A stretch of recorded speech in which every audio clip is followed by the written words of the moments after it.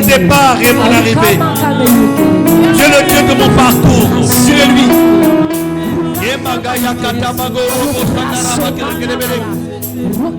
Dis-lui, où irai-je? Car tu as les paroles de la vie. Où irai-je? Car tu es ma sécurité. Où irai-je? Car tu es ma raison de vivre. Dis-le-lui.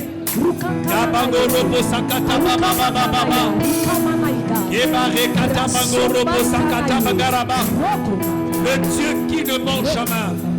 Le Dieu qui ne se dédouane pas de sa parole. C'est qu'il dit, accompli.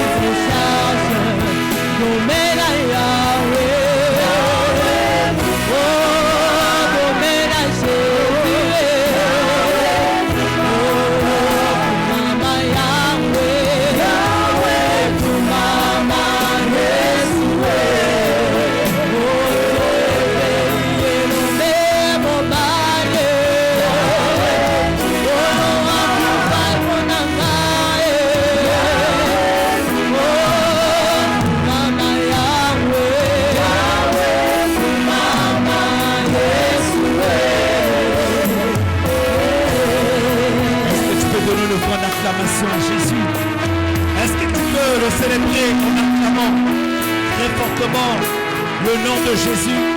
Je croyais que tu allais te lever pour acclamer le roi des rois. Je croyais que tu allais te lever pour acclamer le Seigneur des seigneurs. Je croyais que tu allais acclamer la parole de Dieu. Acclame l'homme du milieu de la croix. On l'appelle le Messie. On l'appelle la parole de Dieu. On l'appelle la prophétie par excellence. L'ami fidèle qui n'abandonne jamais. L'accomplissement de tes promesses, la guérison de ta destinée, la sécurité de ta famille.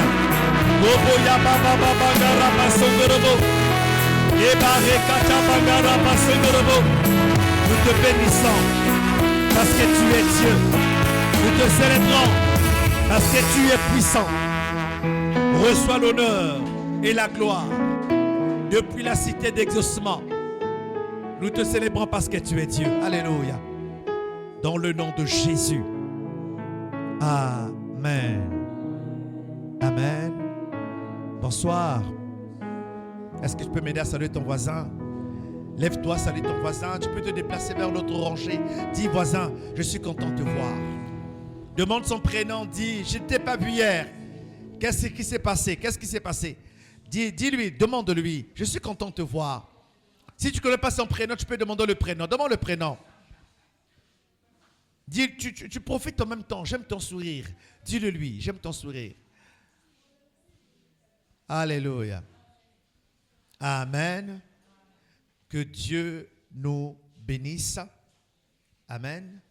Est-ce que tu peux bénir ton voisin? Dis que Dieu te bénisse.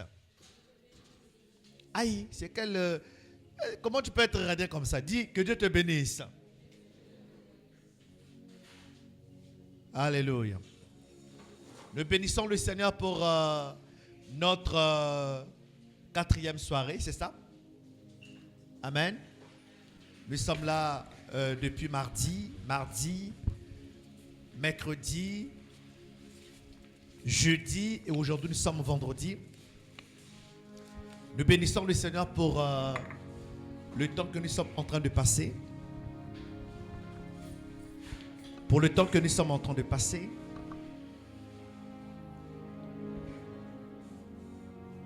C'est un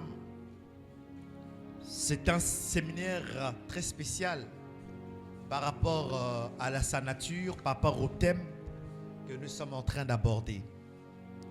Alléluia. Alors j'aimerais que tu t'accordes un peu de temps. Nous allons encore prier le Seigneur. S'il te plaît, je t'invite pendant 1 minute à fermer tes yeux et à pouvoir recommander ces instants importants.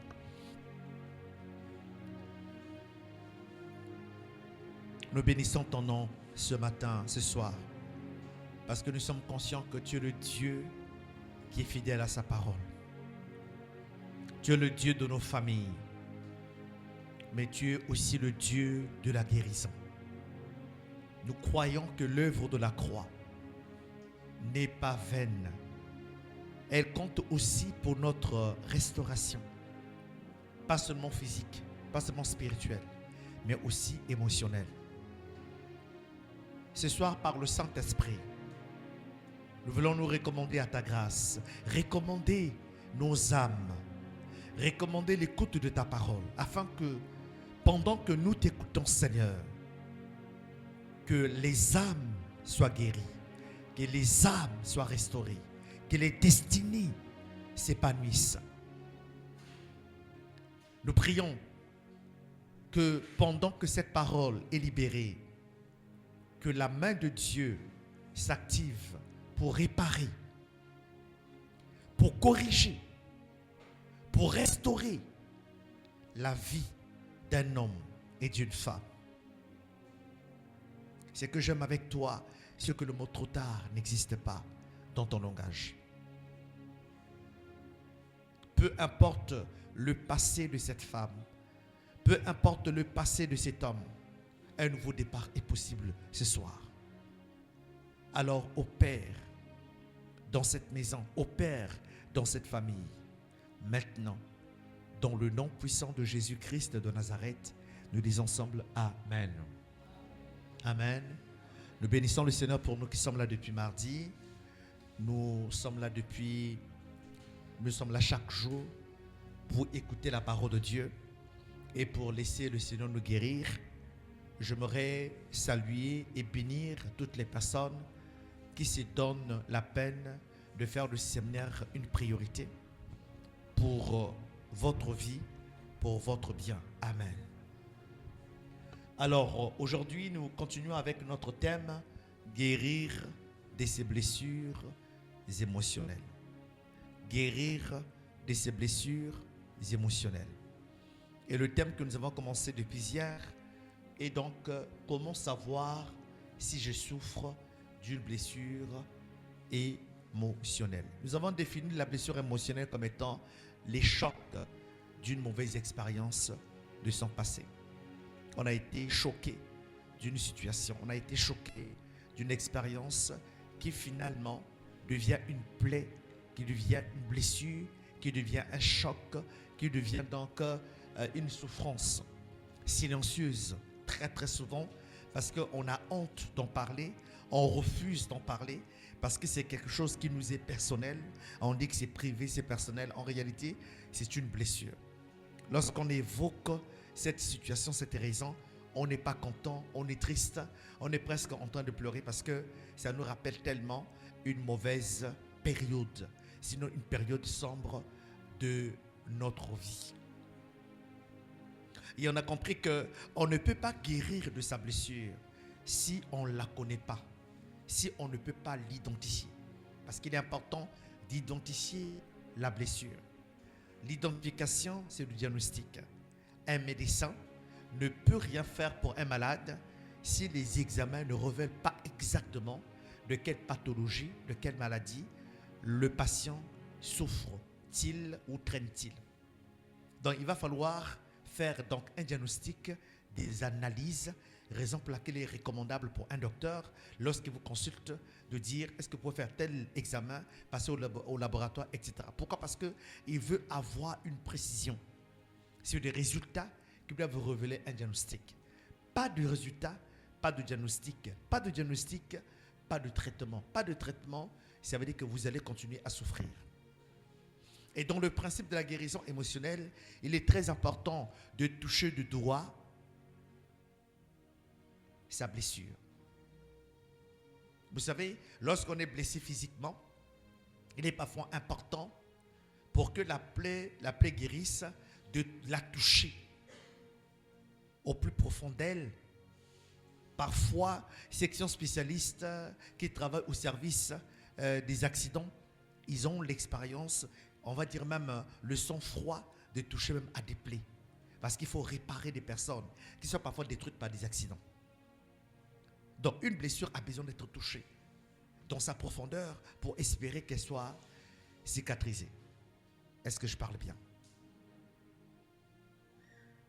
Je répète, ce n'est pas un séminaire pour un séminaire. C'est un séminaire qui nous aide à nous épanouir.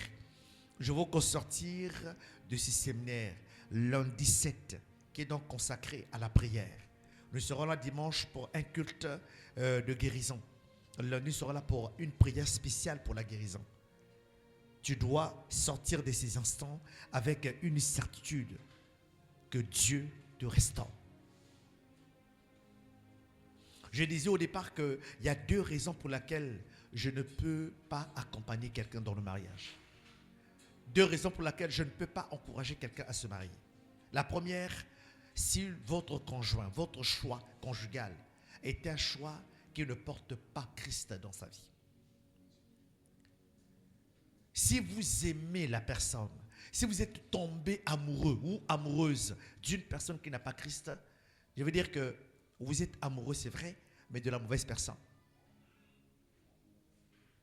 Parce que le mariage, il n'y a pas que l'amour dedans. Il y a des valeurs, il y a des principes, il y a des lois qui nécessitent que la personne doit avoir la même foi que toi, la même réalité spirituelle que toi. Sinon, elle serait la porte par laquelle l'ennemi entrera pour te persécuter. La deuxième raison pour laquelle je ne peux pas encourager quelqu'un à se marier, c'est lorsque cette personne a eu des chocs émotionnels dans son passé et n'a pas fait un travail sur elle. Le mariage peut être bon, mais entre tes mains, ce sera quoi? Toxique. Pourquoi? Parce que tu es malade, tu n'es pas guéri. Et celui qui n'est pas guéri verra dans les reproches que des jugements. On te parle, on te conseille, mais tu penses qu'on ne t'aime pas. D'accord, je l'avais mon. Voilà. Ça, c'est le langage de quelqu'un qui est blessé, qui n'a jamais eu le temps de faire une autocritique, un examen sur lui.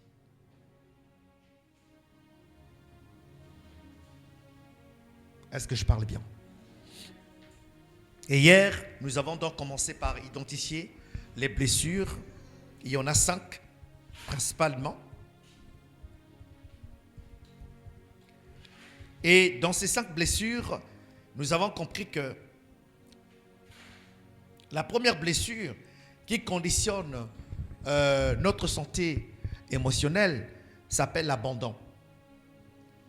La blessure d'abandon est liée à l'absence d'un parent ou d'un proche qui est parti, qui est décédé, qui certainement pour la plupart d'entre nous dans cette salle, peut-être et dans nos familles, c'est une réalité qui n'est pas cachée, où le père qui est le géniteur, en fait, a abandonné l'enfant. Il ne sait même pas si l'enfant, cette année, a fait le bac ou le CEP, ce n'est pas son problème. C'est quand on sait, c'est que quand c'est trop, l'enfant a porté son nom. Quand c'est terrible, l'enfant même a un autre nom du grand-père. Parce qu'on ne sait pas ce que le père est devenu. Autant pour le père, autant pour la mère. Parce qu'il y a aussi des mamans qui ont abandonné leurs enfants et on ne sait pas ce qu'ils sont devenus. Cet enfant-là grandit dans la blessure d'abandon. Il se sent abandonné. Et lorsque même, écoutez-moi bien, lorsque même une femme est enceinte, et enceinte pour la plupart des cas, de manière indésirable, c'est-à-dire que c'est une grossesse que tu n'as pas souhaitée. Et le premier réflexe, c'est que tu dois avorter. Comprenez que votre enfant-là porte déjà la blessure d'abandon. Ah oui, oui, oui. Il y a déjà la sémence d'abandon dans la vie de l'enfant. Donc, la blessure d'abandon est donc liée à l'absence d'un parent ou d'un proche. Un sentiment d'insécurité causé par l'attachement perturbé. Parce que la perturbation t'échappe à cette personne-là. Et puis cette personne-là, de manière involontaire, de manière voulue, cette personne-là meurt, va plus tôt. Beaucoup de personnes n'ont pas pu continuer leurs études aujourd'hui, pourtant intelligentes, mais n'ont pas eu des moyens, des partenaires financiers, j'allais dire des personnes pour les soutenir, pour aller plus loin dans les études. C'est un abandon. Est-ce que je parle bien? Et hier, on a compris que la deuxième blessure, je ne peux pas revenir en arrière parce que le temps est très pressant. La deuxième blessure, c'est la blessure du rejet. La blessure du rejet, c'est lorsque on se sent repoussé, dénigré ou mis à l'écart par une personne ou par un groupe de personnes. Dans nos familles, dans nos lieux de travail, dans nos corporations, même à l'église, on se sent écarté, on se sent méprisé, repoussé. En fait, parce que à la base, en fait, on souffre, on est victime de ce rejet. Mais de toutes parts, en famille, à l'école, à l'église, dans le quartier. Et on a parlé donc de plusieurs signes qui identifient la personne qui a le rejet. Mais j'aimerais qu'on se focalise sur la blessure 3 et 4, qui est donc le sous-thème de ce soir, pour que nous puissions avancer. Pour ceux qui n'ont pas été là hier, Yako. Pour toi qui ne seras pas là aujourd'hui, qui n'est pas là aujourd'hui, pour ceux qui ne sont pas là aujourd'hui, Yako. Pour ceux qui ne seront pas là demain, c'est notre réalité, Yako. Mais nous, on avance. Amen. Dis à ton voisin, on avance. Alors, la troisième blessure, donc après l'abandon, le rejet, nous avons donc la troisième blessure qui est donc l'injustice. Est-ce qu'on peut dire ensemble l'injustice? Alors, la blessure d'injustice, c'est défini comme une manifestation à la suite d'un entourage trop autoritaire et dur, voire parfois toxique pour l'enfant. Pour ceux qui ont grandi dans les foyers, dites grandi avec le beau-père ou avec la belle-mère, ou grandi avec la marâtre très souvent. Beaucoup de femmes dans notre culture ont la culture de ne pas traiter avec la même affection, le même regard, l'enfant qui n'est pas sorti de leurs entrailles. Lorsque votre mère est partie, plus tôt, soit par le divorce, soit par le décès, et que votre père arrive à se remarier, ou se mettre en couple avec une autre femme, très souvent, pour la plupart des cas, cette femme-là vient avec une mentalité, sauf celle d'une mère. Elle va créer un environnement d'injustice. Surtout si cette femme-là a eu des enfants ailleurs. Et quand ces enfants-là viennent dans sa maison, où elle est mariée, et que vous êtes l'enfant qu'elle vient trouver, j'ai dit, si ce n'est pas Dieu, c'est là où votre enfer va commencer. Est-ce que je parle bien? C'est une réalité qui n'est pas un secret. Certainement, le voisinage, la maison d'à côté a déjà vécu l'histoire. Moi-même, j'ai été déjà traité par une belle-mère. Je sais de quoi je parle. Et même en voyageant à l'étranger, plus de 20 ans, je demandais au Seigneur que cette femme ne doit pas mourir. Il faut qu'elle me voie. Je voulais faire un parcours, une démarche de guérison en la rencontrant. Cette belle-mère qui m'a fait vivre des choses que pourtant c'était un âge où j'avais moins de 10 ans. Mais vous savez, les souvenirs sont rafraîchissants. Ils sont là. Je peux décrire ce que cette femme a fait. Mais j'ai dit, Seigneur, ne permets pas qu'elle meure. Ça, c'est mon choix de démarche pour la guérison. Pour la petite histoire, cette femme, par exemple, qui a remplacé ma mère, en réalité, mon père, c'était une relation informelle. Là, elle est en 3e. Ma mère m'a eu, elle est enceinte de moi en 3e déjà. Donc, quand vous voyez ma mère, on est presque de frères et sœurs, quoi. Mais cette femme qui convoitait déjà mon père, voyant le fils que ma mère a mis au monde, parce que j'étais très beau, soi-disant, et je le suis encore, vrai ou faux. Je le suis. Hein. Ce matin, ma femme m'a dit que je suis beau, donc même si tu ris, et ça ne me touche pas, je suis beau. Qui n'est pas d'accord? Qui n'est pas d'accord? Alors donc, voyons la beauté que ce bébé qui venait de naître avait. Cette femme a décidé, a juré de faire un enfant avec mon père. D'un enfant avec mon père, elle a eu 4 enfants avec mon père. Et finalement, ça n'a plus continué. Mais en fait, imaginez cette femme déjà à la base qui convoite l'homme d'une autre femme, reçoit dans sa maison son fils. Donc, ce n'est pas du jeu.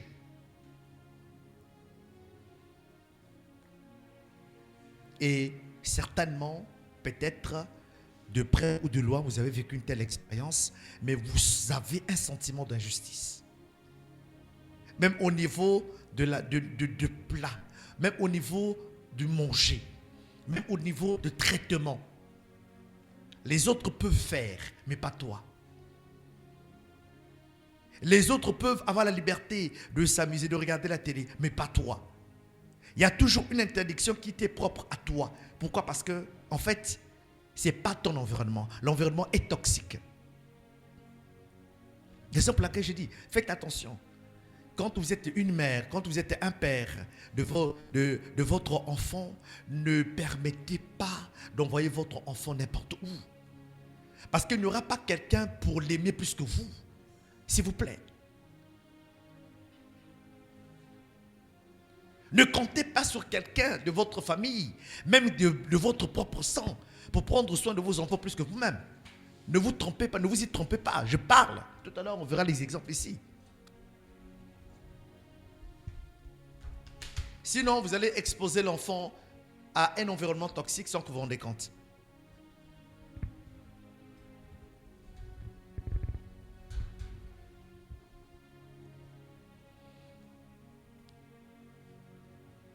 Alléluia. Même quand vous êtes parents des enfants de même sang, de même père, faites attention dans le traitement. Faites attention dans le traitement. Quand vous achetez un pain, vous le coupez en deux et que l'autre moitié du pain est plus grand que l'autre, un enfant le remarque et le retiendra. Lorsque du riz est servi avec du haricot, du saka-saka, quand la quantité est moindre dans une assiette, plus grande que l'autre dans l'autre assiette, un enfant le remarquera et le retiendra.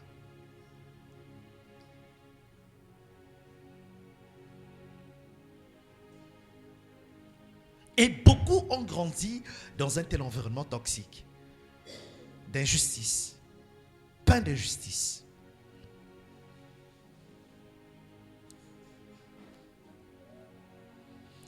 Et ce n'est pas étonnant finalement de voir dans la vie de ces personnes-là ces 3 signes que je vais citer. Le premier signe, la rancune envers soi-même et envers autrui. C'est des personnes en réalité qui ne vont pas avoir la possibilité de parler. Pourquoi? Parce qu'ils ont grandi dans un environnement où ils ont été réprimés, oppressés. Ils n'ont pas un pouvoir de parole. Ils n'ont pas un pouvoir de choix. Ils n'ont pas eu l'opportunité de s'exprimer. Donc c'est un silence forcé. Que tu sois bon, que tu sois mal, tu n'as pas le droit de parler. Et ces personnes-là grandissent avec un sentiment. Le premier signe, comme je dis, c'est la rancune. La rancune, c'est quoi? Qui peut me dire c'est la rancune? C'est quoi la rancune? Qui peut me dire c'est la rancune? C'est quoi la rancune? Quelqu'un peut dire un mot fort. C'est quoi la rancune?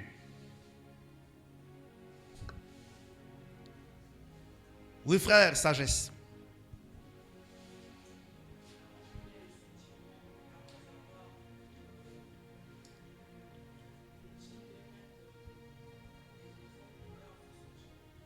Donc c'est un sentiment silencieux, mais en réalité de colère intérieure. Vous savez, une colère intérieure. Les personnes qui ont vécu dans un environnement toxique, qui ont vécu l'injustice, c'est des personnes qui ne parlent pas. Quand ils ont la colère, ils ne l'expriment pas, mais c'est au fond, mais c'est grave. Pourquoi? Parce qu'en ce moment-là, c'est une colère silencieuse, intérieure, qui peut faire des dégâts. Vaut mieux quelqu'un qui exprime la colère que celle qui la cache.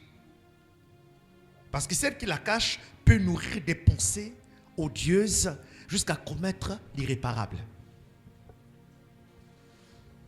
Est-ce que je parle bien?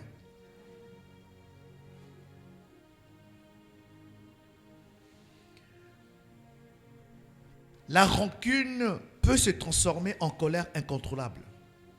Et ça peut provoquer des violences au sein de la famille.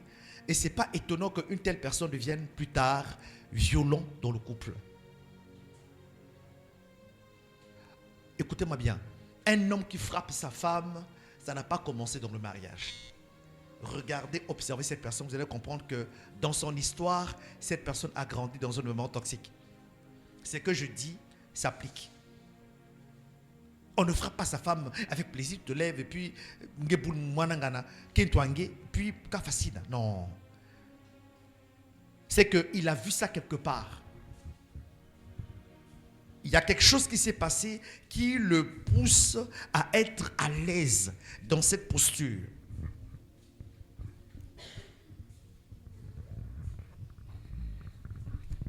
Alléluia. Est-ce que je parle bien? Le deuxième signe de quelqu'un qui a vécu dans l'injustice, dans un environnement toxique, c'est repousser ses sentiments. Cette personne-là repousse ses sentiments. C'est-à-dire, en d'autres termes, fait taire ses sentiments. Si la personne a faim, elle ne te dira pas qu'elle a faim. Si la personne veut aimer, elle ne dira pas. Et ces personnes-là ont du mal à dire je t'aime.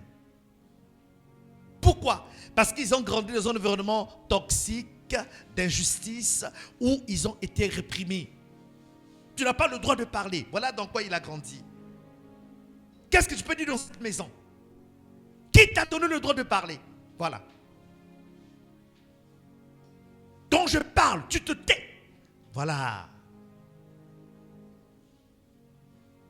Et finalement, on perd la capacité d'expression libre. L'on perd la capacité de donner son avis, son opinion. On perd même la capacité de dire non à ce qui ne convient pas. Pourquoi? Parce qu'on a été dans un environnement toxique qui nous a imposé d'avoir la tendance à ne pas montrer nos sentiments et notre amour à quelqu'un. Est-ce que je parle bien ici? Si tu es dedans, c'est que tu es victime d'injustice. Et je te dis que si tu ne te guéris pas, tu risques un jour de frapper ton homme, de gifler ton homme, de frapper ta femme. Et je pense qu'on ne célèbre pas un mariage. Les familles ne se rassemblent pas, ne s'assoient pas pour qu'un jour dans ton mariage, que tu vas frapper ton homme. Même si c'est par amour, ne fais pas ça. Il ne faut pas frapper ton homme par amour. Ni l'homme pour la femme, ni la femme pour l'homme. Moi j'aime ma femme, mais je n'ai pas envie de la frapper. Il y a qui peut pas d'amour, ce n'est pas ma fille. C'est ma femme. Il y a le respect qu'il a. Si je suis en colère, comme ça peut arriver, je l'exprime autrement, mais pas en la frappant. Moins encore en l'insultant. Est-ce que je parle bien? Et cette personne laisse transparaître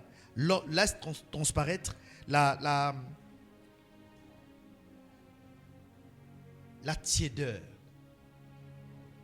C'est des gens qui sont froides.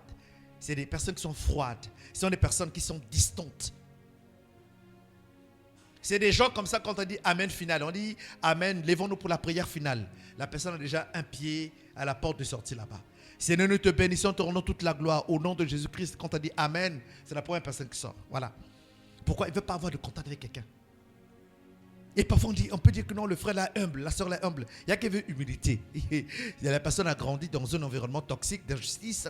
Donc la personne quoi? Repousse les sentiments.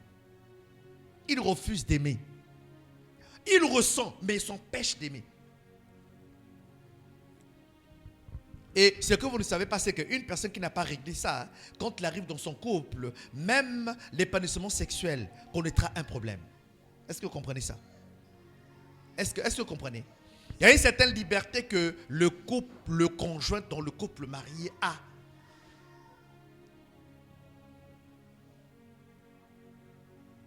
Je le dis ici que le sexe c'est bien, mais c'est bien dans le mariage. C'est Dieu qui l'a créé. Qui a créé le sexe? C'est Dieu ou Satan? C'est Dieu qui a créé le sexe. Donc c'est pas démoniaque, c'est pas satanique. Ça devient un problème, ça devient démoniaque et satanique quand cela est exercé hors du droit légal. Mais quand c'est un cadre légal où les conjoints sont mariés, c'est un plaisir. Mais ce plaisir-là réside où l'autre conjoint peut dire à sa conjointe, peut exprimer le besoin de la voir. C'est un droit, c'est normal. Mais si quelqu'un repousse ses sentiments, que même le besoin d'être avec son conjoint, il ne peut pas l'exprimer, mais ça porte atteinte à la santé conjugale. C'est pour cette raison que je dis que le célibat est la meilleure étape, est la meilleure situation dans laquelle vous avez le temps de régler vos blessures intérieures. Ne vous mariez pas si vous n'avez pas fait un travail sur vous-même. Hier, je donnais l'exemple de cette femme-là à 70 ans. Elle n'a pas prié, elle n'a pas jeûné pour le mariage. C'est l'exemple que j'ai eu hier en étant à Brazzaville, en rentrant.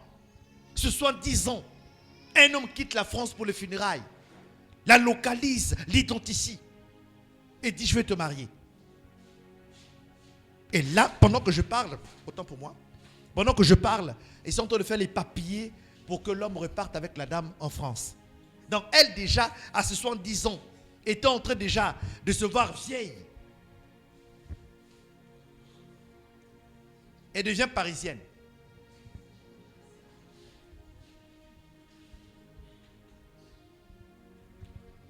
Est-ce que vous comprenez ça? Non. Moi, hier, ça m'a choqué. Hier, ça m'a choqué positivement. Ça m'a fait du bien de voir que le Dieu d'Israël ne ment pas. Et quand vous fouillez la vie de cette femme-là, ce n'est pas quelqu'un qui est comme ça. C'est une femme de prière. C'est une femme de prière. Elle a élevé ses enfants dans la droiture de la voie du Seigneur. Et ce n'est pas quelqu'un qui a fait le chantage. Faut moukwel, hein? Faut moukwel. Allez, massé manissa. Faut moukwel. Non, non. Il n'a pas menacé. Il dit, Seigneur, comme l'a dit Job, nu, je suis sorti du sein de ma mère, ni je repartirai. Donc, je n'ai rien à apporter dans le monde, donc je n'apporterai rien dans le tombeau. Que ça marche, que ça ne marche pas, tu restes mon Dieu et je suis ton serviteur. Quand Dieu voit cette dépendance-là, il te donne ce que tu ne lui as pas demandé. Est-ce que je parle bien?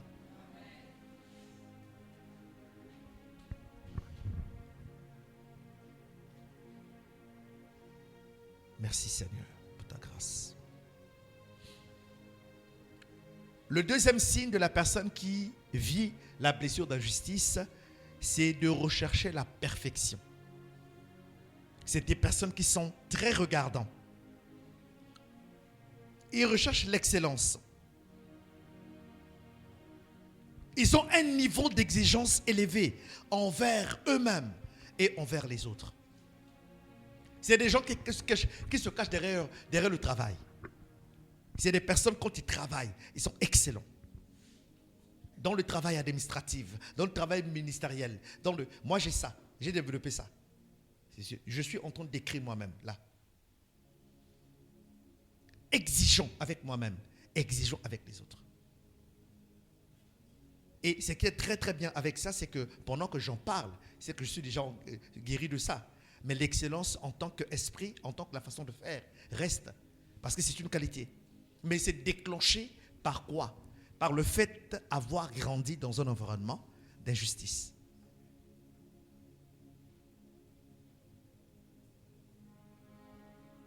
Ah, moi, je n'ai pas là. Je suis très ouvert, très sociable, vous me connaissez.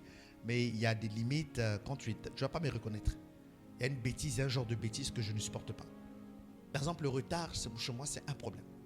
Je n'ai pas le retard.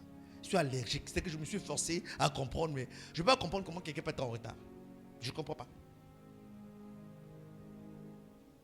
Moi-même, dans ma position de pasteur, j'ai toutes les raisons de venir en retard. Hein, de déléguer, bon, il faut faire... Mais je n'arrive pas à être en retard. Parce que je peux m'organiser pour ne pas être en retard.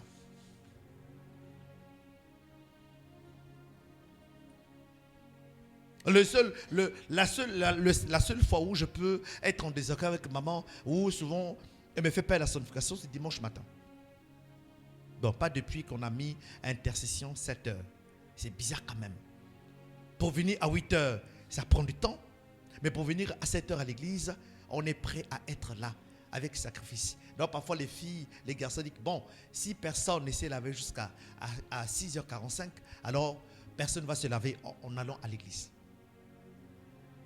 Parce que vaut mieux ne pas se laver pour être à temps que de se laver et être en retard. On veut nous-mêmes nous imposer ça et on veut imposer ça à nos enfants. Est-ce que je parle bien? Rechercher la perfection, c'est le troisième signe de quelqu'un qui a grandi dans un environnement de justice. Pourquoi? Parce que justement la personne va travailler sur elle pour que ce qu'il a vécu, l'injustice, qu'il ne puisse plus la vivre. Et nous avons comme exemple biblique Joseph. Joseph, Genèse chapitre 37, le verset 5 au verset 11. Genèse 37, le verset 5 au verset 11. Genèse chapitre 37, le verset 5 au verset 11. Celui qui a trouvé peut lire pour nous. Comme c'est un long texte, nous restons assis.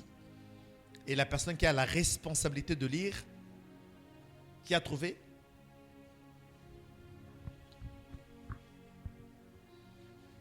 Sœur Joël, tu peux trouver?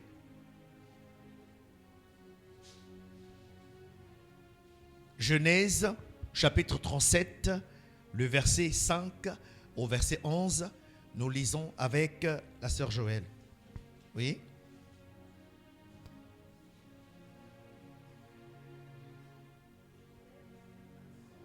Joseph eut un songe.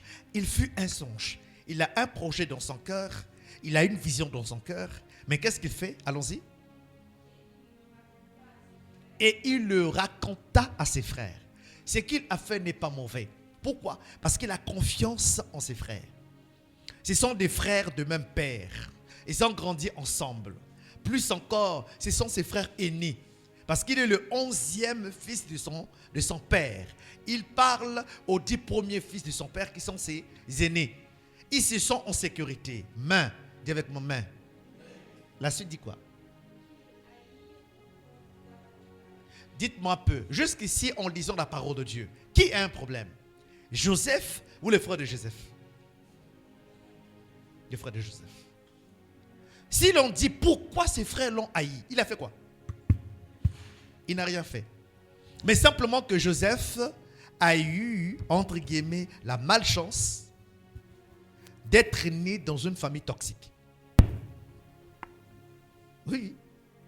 La famille de Jacob est une famille toxique.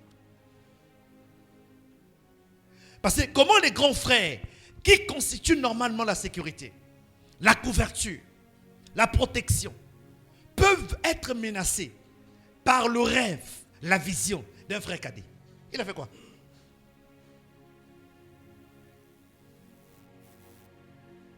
Allons-y, maman.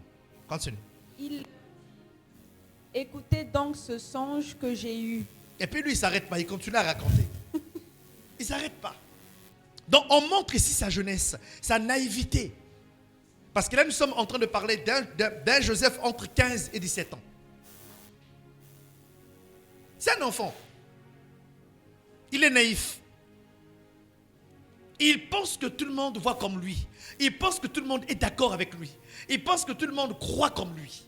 Tout le monde aime comme lui. Écoutez-moi bien. Si tu continues à être naïf dans ta famille, dans le lieu de ton travail, même à l'église, parce qu'à l'église, il n'y a pas tout le monde qu'on connaît ici.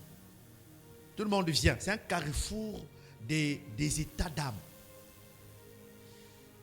Exemple, laquelle ne vient pas à l'église pour quelqu'un. Viens à l'église pour Jésus. Viens adorer le Seigneur. Viens servir Dieu. Mais si tu viens, c'est pour quelqu'un, mais c'est compliqué. Si je prends quelqu'un qui dit, bon, moi je viendrai à l'église quand Papa Joël est là. Mais Papa Joël, c'est un homme occupé. Il y a des moments où il quitte la maison pour venir à l'église. Et quand tu arrives à la station X-Hall, on l'appelle d'urgence à la clinique. Et il passe tout droit. Le pasteur n'aimait pas croire parce que lui-même, il ne savait pas qu'il n'allait pas être là. Il opère et puis on ne le voit pas. Et puis il te dit, ah Papa Joël, il fallait qu'il soit là. Il fallait qu'il soit là parce que c'est lui qui me motive. Et l'autre dimanche qui arrive, il doit se rendre urgemment à Brazza. Comme c'est l'habitude. Si tu ne vois pas 2 dimanches, 3 dimanches, tu diras que donc finalement, donc, tu viens ici pour qui? La première raison qui doit te motiver, c'est Jésus. Dis avec moi, je viens ici pour Jésus. Je viens ici pour Jésus. Il ne faut pas venir ici pour quelqu'un. Il ne faut même pas venir ici parce que tu m'aimes. Je suis déjà aimé. Et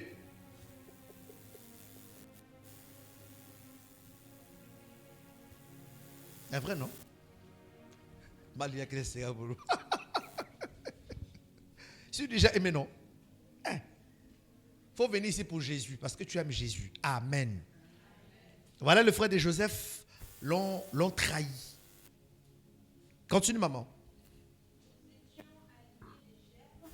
Au milieu des champs. Et voici ma gerbe se leva et se tint debout, et vos gerbes l'entourèrent et se prosternèrent devant elle. Alors, il est en train de parler de sa future gloire qui va imposer le respect parmi ses frères et parmi leurs parents. Parce que quand il parle de ma germe, il parle de la destinée. Quand tu parles de votre germe, c'est-à-dire que vos vies vont se soumettre à ma gloire. Ce n'est pas la provocation, ça. Ça, c'est une provocation. Dis à quelqu'un, on ne dit pas tout à tout le monde. On ne dit pas tout à tout le monde. Répète encore à quelqu'un sévèrement, on ne dit pas tout à tout le monde. On ne dit pas tout à tout le monde. Écoute-moi bien, si en sortant d'ici, quelqu'un fait l'erreur, c'est ta faute. Il faut lui parler. Touche-le, dis. On ne dit pas tout à tout le monde. Tellement que tu veux prouver que tu es prophète. Des fois, tu racontes. On ne raconte pas tout. Même le pasteur là qui peut se mettre là, qui peut voir les vies. Là je peux parler. Mais s'il faut tout parler, il faut tout dire. Maturité à la prophétie. Et où? On ne dit pas tout. Tu peux voir, tu peux entendre, tu peux sentir, tu peux pressentir, mais on ne dit pas tout. À tout le monde. Continue, maman. Ses frères lui dirent. Ses frères lui dirent. Est-ce que tu régneras sur nous? Vous voyez, l'interprétation a été facile. Ils n'ont même pas besoin, ils n'ont pas eu besoin d'être spirituels, de faire une retraite. Tout de suite, ils ont compris. Dans sa vision, il y a eu et la question et la réponse. Donc, tu régneras sur nous. Quelle est sa réaction? Est-ce que tu nous gouverneras? Vous voyez? Et ils le haïrent encore davantage. Donc, déjà qu'il y avait une petite haine, la haine a augmenté. Donc, tout ça est en train de présenter quoi? Un environnement d'injustice. Pourquoi? N'oubliez pas que Jacob, leur père, aimait Joseph plus que eux tous. Pourquoi? 2 raisons. Pourquoi? Pourquoi? J'aimerais faire une offrande. Il y a des mains, non, pas des mains. Pas vous qui sont, non, vous là, il faut lever les mains. Ne parlez pas. J'aimerais faire une offrande. Il y a un portefeuille ici. Pourquoi Joseph aimait? Toi qui lis déjà d'office, tu ne peux pas. Oui.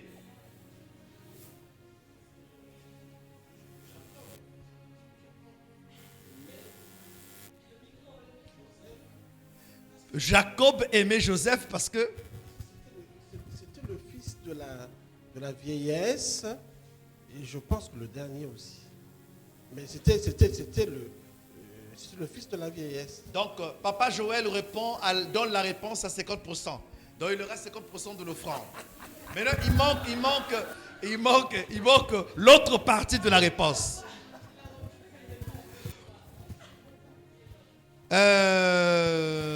Niche. C'était parce qu'il l'avait eu dans sa vieillesse et avec la femme qu'il aimait le plus. Donc vous partagez l'offrande.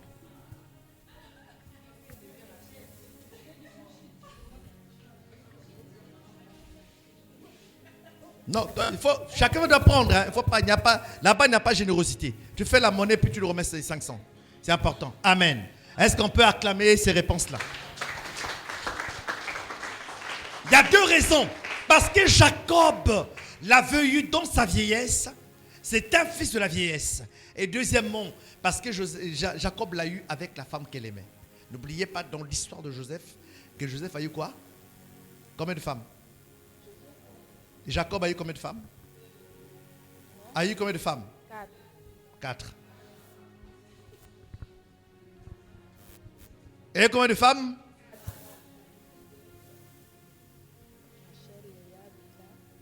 Amen. Voilà. Vous êtes une assemblée de biblistes. Biblistes. C'est pas français, hein? J'ai inventé, hein? On peut parler de ça quelque part là-bas. Amen, amen. La suite, maman Joël. Et ils le haïrent encore davantage à cause de ses songes et à cause de ses paroles. Donc, c'est pas une fois qu'il a dit ça. C'est pas une seule vision, c'est plusieurs songes. Et à cause de ses paroles. Continue. Il eut encore un autre songe et il le raconta à ses frères. Non. La naïveté, l'innocence. Et on a senti que ma frère Yann dit, Tima, jalousie, vous comprenez? Il continue à faire, il est naïf. Continue.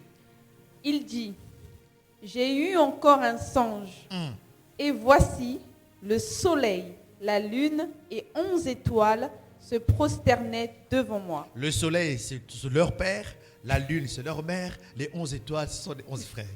Mindondo fait. Mindondo, vrai Mindondo. Continue. Il le raconta à son père et à ses frères. Même son père dit quoi? Il dit quoi à son père? Son père le réprimanda et lui dit, que signifie ce songe que tu as eu? Faut-il que nous venions, moi, ta mère et tes frères, nous prosterner en terre devant toi? Donc,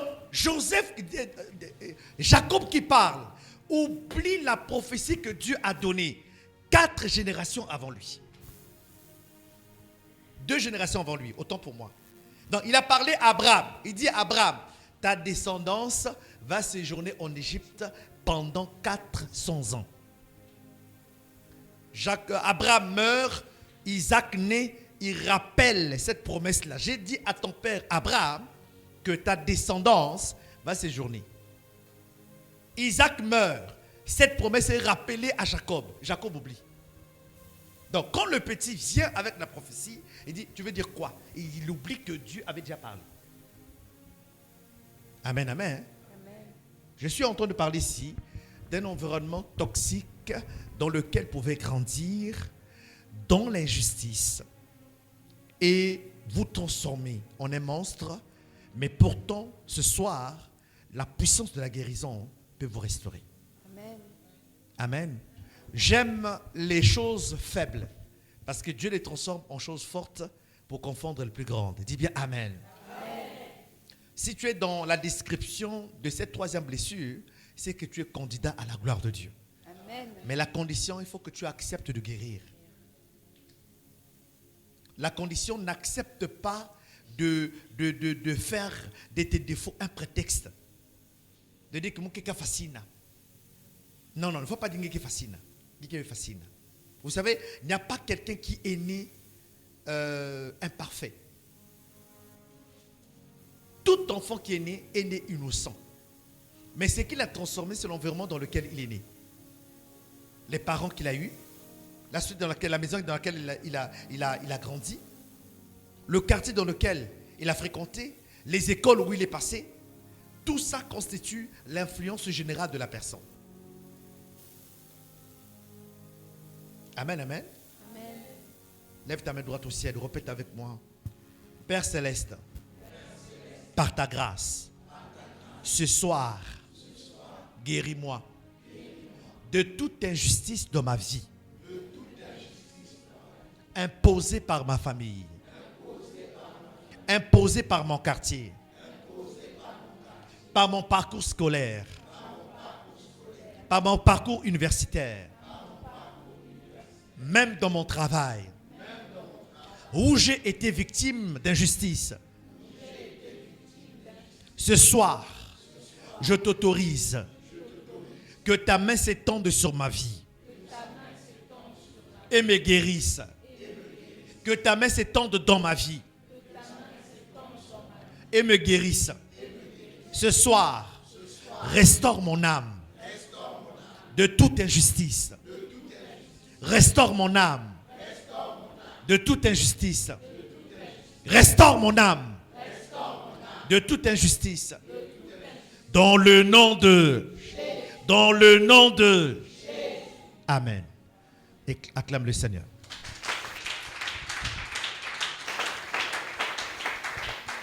Et nous allons parler de la quatrième blessure qui est donc la trahison. Est-ce qu'on peut dire ensemble la trahison? La douleur de la trahison se reconnaît par une consternation émotionnelle liée à la peur d'être trahi, trompé ou abandonné. Les personnes trahies, les personnes qui ont déjà expérimenté la trahison dans une amitié professionnelle, amicale, familiale et même conjugale, donc amoureuse, c'est des personnes en réalité qui développent par la suite une blessure qui les pousse à une crainte des autres, à une prudence exagérée. Ils prennent des précautions. La trahison, c'est le fait d'avoir cru en une personne, d'avoir cru en ses paroles, d'avoir cru en ses promesses, et que cette personne n'ait pas eu le temps de les tenir.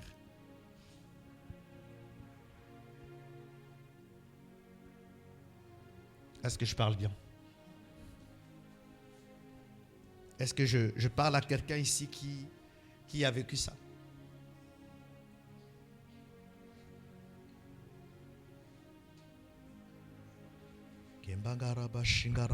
Merci Seigneur pour ta grâce.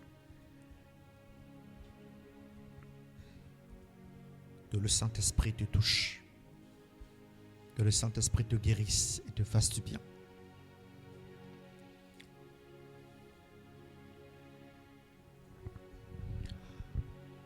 Alléluia.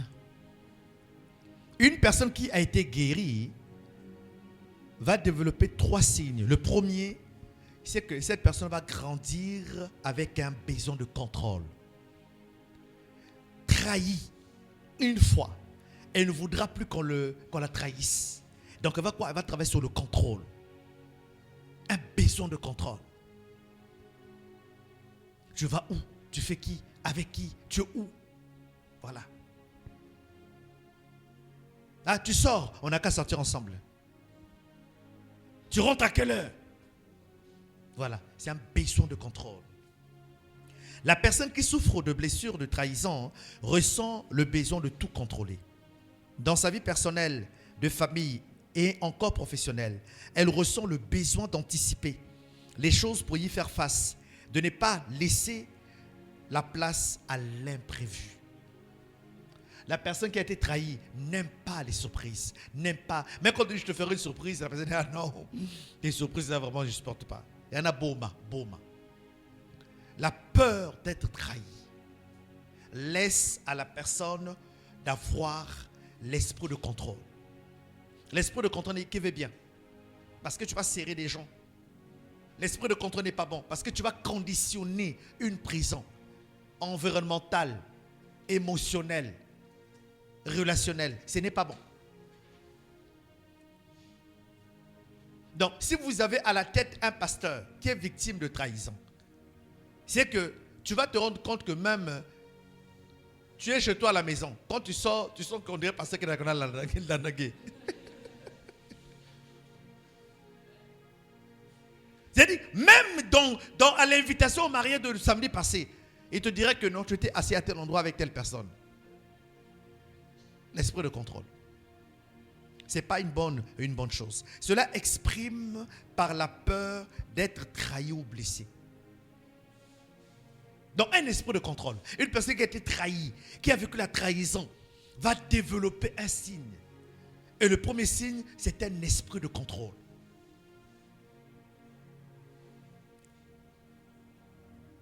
Tu ne peux pas supporter de voir le téléphone de l'autre. Il faut fouiller. Il faut fouiller. Tu dois fouiller. Alors peut-être en cas de. En cas de. Toujours en train de parler en cas de. Au cas où. Au cas où. En cas de. Dès qu'il y a kati, mais pas vrai. Dès qu'il y a kati, dès qu'il y a kati, mais il y a mosi nangan. On ne sait jamais.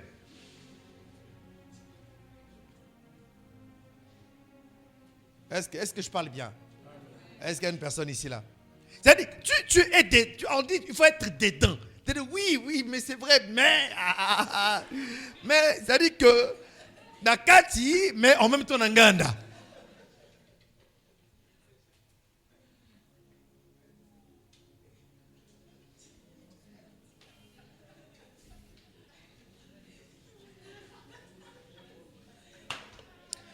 Pose la question à ton voisin, es-tu blessé?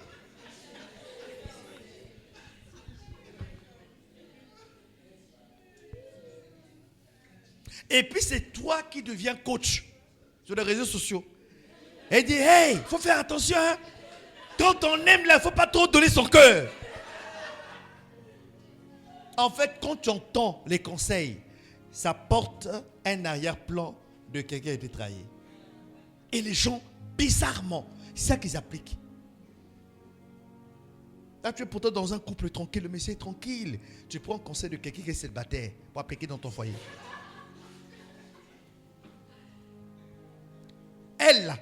Elle n'a plus mariage. Elle n'a plus rien à perdre. Elle peut montrer tes tatouages. Elle peut montrer ses trucs. Elle n'a plus quelqu'un. Mais conseil qu'elle donne là, c'est ce que tu prends. Pour appliquer, toi qui es marié. On t'a doté, on t'a marié, tu veux appliquer conseil d'un coach célibataire. Il faut continuer.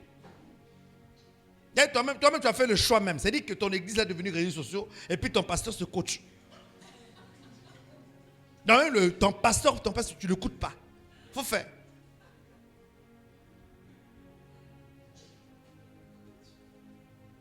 Non, papa, c'est vrai qu'il faut aimer, mais tellement, il ne faut pas trop.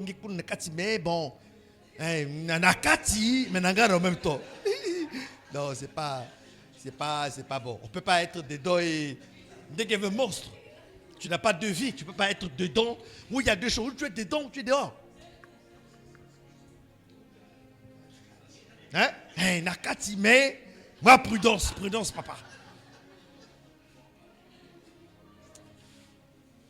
J'aimerais dire à quelqu'un, écoutez, si un homme veut vous tromper, il vous trompera. Si une femme veut vous tromper, elle vous trompera. Il faut laisser ça. Ce n'est pas contrôle, ce n'est pas surveillance. Tu vas mettre des caméras sur lui. Raison pour laquelle je dis, mariez-vous bien, mariez-vous à des bonnes personnes. Si le mariage dans lequel tu es engagé, Dieu n'est pas le socle, Dieu n'est pas le fondement, il n'est pas l'architecte de votre relation, ni une fois. Quelquefois. Tu es obligé de dire, Seigneur, je te confie mon épouse, je te confie ma femme. Là où je ne vois pas. Toi, ton regard parcourt toute la terre. Voilà. Tu es obligé de faire confiance à Dieu. Même nos enfants là, à un certain moment, tu l'as tellement trop protégé que, à un certain moment, il faut qu'elle parte à l'école. Tu es obligé de faire confiance à Dieu que le chauffeur qui vient le chercher là, le chanson qu'elle prend, le taxi qu'elle prend, le bus qu'elle prend. Ah Seigneur, elle va quitter la maison pour arriver à l'école en toute sécurité. Elle va quitter l'école pour rentrer à la maison. C'est pareil pour son partenaire de vie. C'est pareil même en laissant son entreprise entre les mains d'une équipe. Vous avez travaillé, mais un temps où il faut vous reposer. Reposez-vous. Prenez des congés. Mais t'es là, non. Si je prends des congés, là, ça va ressembler à quoi? Par exemple, laquelle, écoutez-moi, de temps en temps, quand je disparais, parfois je fais exprès d'être loin et de regarder comment vous vous comportez.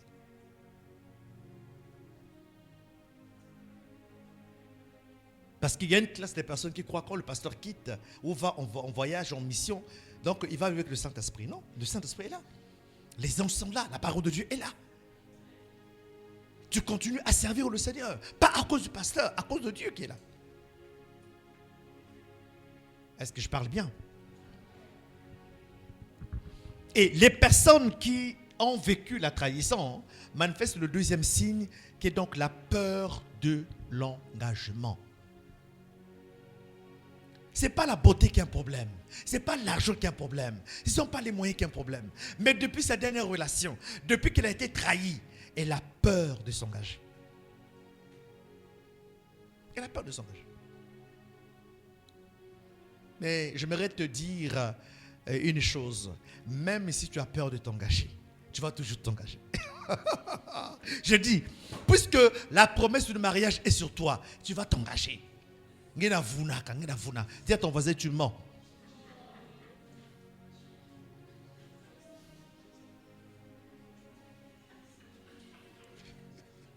Oui, il faut bien lui dire, il faut bien le dire.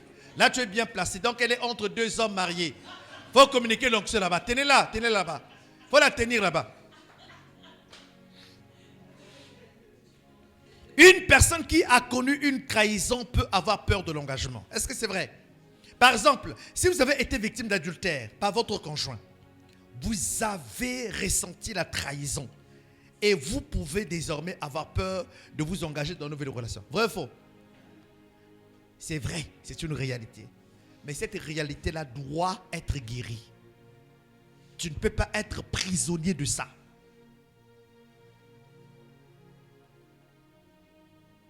Est-ce que je parle bien? Vous éprouvez du stress, voire l'anxiété, à l'idée de vous investir pleinement dans une relation de couple, d'amitié, de profession. Vous avez commencé une affaire ensemble. Chacun a mis du tien. Et quand ça a marché, l'autre a fait un détournement. On se dit, plus jamais dans ma vie un investissement. On a été trahi. Et on devient très prudent. Même pour un partenaire qui apporte 10% de capital, on dit, ah non, je préfère travailler seul. À cause de quoi? L'expérience du passé. Un pasteur qui a élevé, qui a investi, qui a formé, qui a établi les appels et qui deviennent plus tard des rebelles par la trahison. Mais ça crée une fissure. Pour que celui-ci refasse la même chose, il faut la force, il faut le courage, il faut de la disponibilité, de la disposition. J'ai entendu dire un pasteur, un doyen plus âgé que moi, dire que Dr Charlie, je ne veux plus former des disciples parce que celui en qui il avait passé tout le temps à investir l'avait trahi.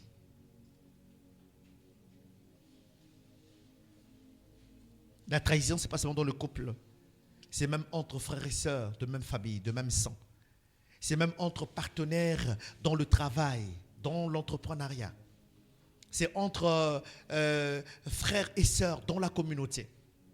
nous sommes fixés une certaine relation, un certain standard de collaboration. Mais l'un n'a pas respecté les accords qui ont été établis. On se sent trahis. Et là, on a peur de l'engagement. La peur de l'engagement s'installe. Raison pour laquelle j'ai dit qu'il y a une personne ici que Dieu est en train de préparer à l'élévation. Tu ne peux pas être élevé si tu n'as pas compris que tu as besoin d'être guéri. Beaucoup de personnes ont repoussé inconsciemment, involontairement, les partenaires que Dieu leur a envoyés. Vous savez, quand vous demandez à Dieu la prospérité, écoutez-moi bien, quand vous demandez à Dieu la prospérité, vous demandez à Dieu l'ascension, l'élévation, la richesse, Dieu ne vous envoie pas l'argent. Mais Dieu vous envoie des personnes qui sont en réalité les bienfaiteurs. Des personnes qui viennent avec la provision sur la forme d'un travail à faire. Dieu vous envoie des personnes qui en réalité sont une porte pour d'autres personnes que vous rencontrez et qui deviennent des portes d'épanouissement, de visibilité, de grandeur. Raison pour laquelle il faut bien entretenir tes relations.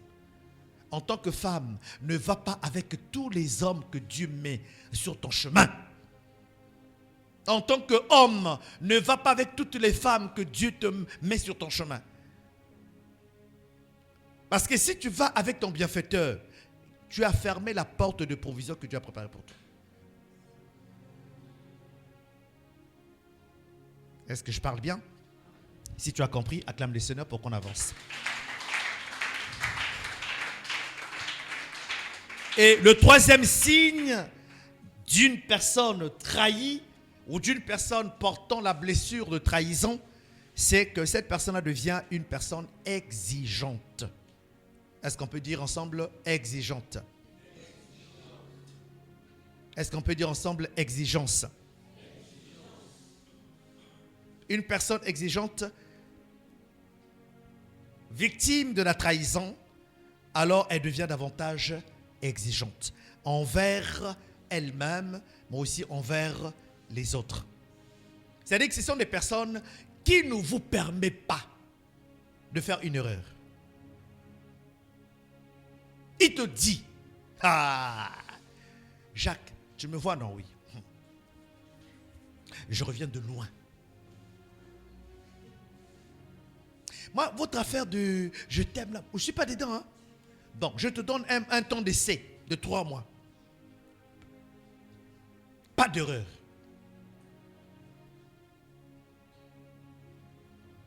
Voilà. Quand quelqu'un déjà parle comme ça, on dit ça sent la trahison. Donc, quelqu'un déjà passé par là a gâté le coin. Donc, si moi je gâte encore, il y a qui va lever. Vous n'accordez pas le droit à l'erreur pour éviter d'être une fois de plus déçu. Est-ce que je parle bien? Surtout lorsque la personne a dit que oui, je le veux. On a fait les fiançailles ici et puis tu es contente et puis voilà. Et puis on a cassé les fiançailles. J'ai dit, cette soeur-là, si elle était sincère, ce frère-là, si elle était sincère dans les fiançailles, cassées, pour que se fiance encore. Il va se donner toutes sortes de précautions pour que la même bêtise ne se reproduise plus. Elle devient quoi? Une personne exigeante.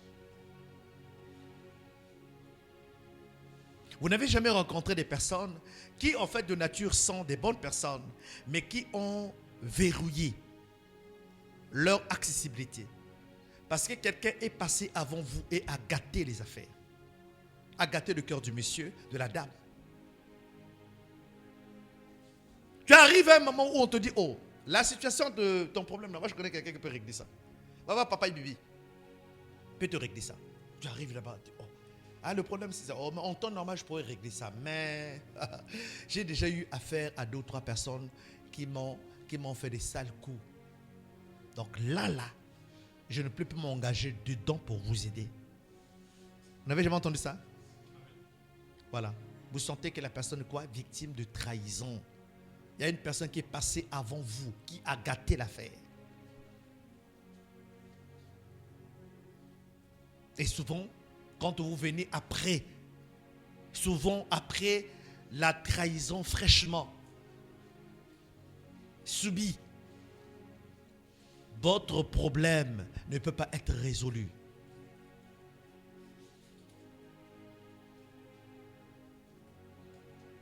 Vous partez à l'hôpital, vous n'avez pas de liquidité. Il dit que non, vraiment, s'il vous plaît, docteur, soignez-moi. Je fais une décharge. Et puis, le docteur, à la réception là-bas, l'assistante va sortir car bon, au moins peut-être 2 rames de décharges qui n'ont jamais été respectées. Il dit, c'est-à-dire que moi-même, là, j'ai envie de soigner. Je vais soigner. Mais des décharges là, on a déjà ça. Les gens ont fait, mais les gens n'ont pas respecté.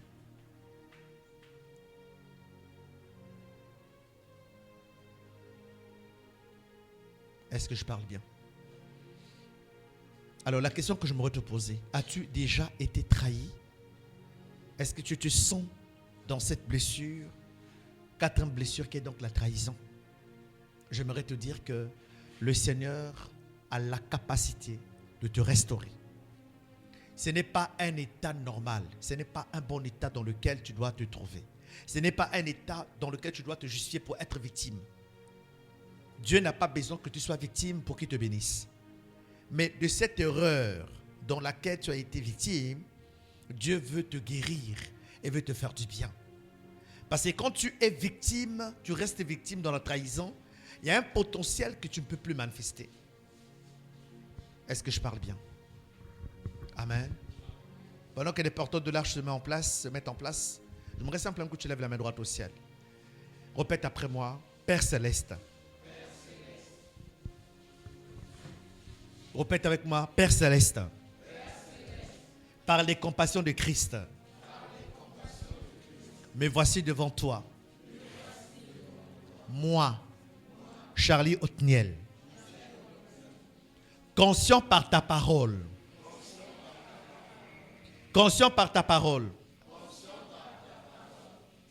aide-moi ce soir à expérimenter la guérison de la trahison dans ma vie, subie en famille, à l'école, dans le quartier, dans l'église. Mais ce soir, je te donne le droit, l'autorisation de me guérir.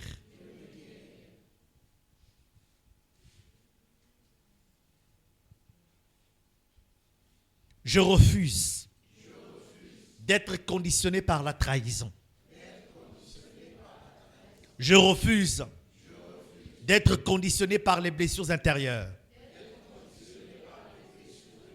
Je refuse d'être conditionné par les blessures émotionnelles. Ce soir, je veux avancer avec toi dans ma guérison de mon âme, dans la guérison de mon âme. Restaure mon âme. Restaure mon âme. Parle bien. Restaure mon âme. Dis-le bien. Restaure mon âme. Parle comme quelqu'un qui a besoin d'un secours. Restaure mon âme. Ne peut recevoir que l'aide de la personne qui souffre. Dis, restaure mon âme. Père Céleste, restaure mon âme de la trahison.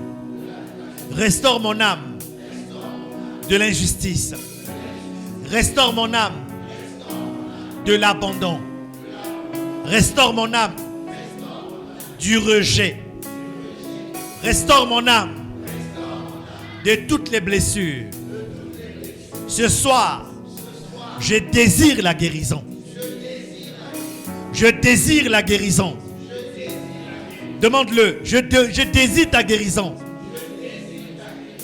Dis-le bien. Je désire ta guérison. Dans le nom de... Dans le nom de... Alors, mets en prière maintenant. Mets en prière.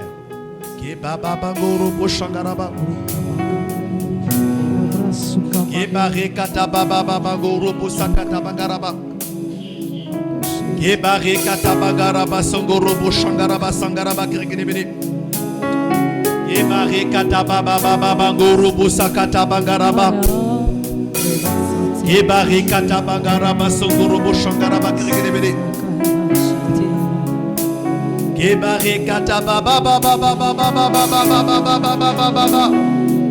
Est-ce que tu peux te lever dans sa présence? Lève-toi dans sa présence. Dans cette même attitude. Nous prions un Dieu puissant qui est capable de guérir.